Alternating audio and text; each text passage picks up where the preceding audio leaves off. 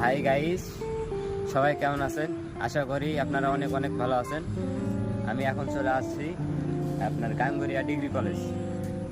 আপনারা সাথেই থাকেন, স্কুল ও কলেজ এবং সব কিছু দেখাচ্ছি। ভালো লাগলে লাইক কমেন্ট শেয়ার করে পাশে থাকবেন। ধন্যবাদ।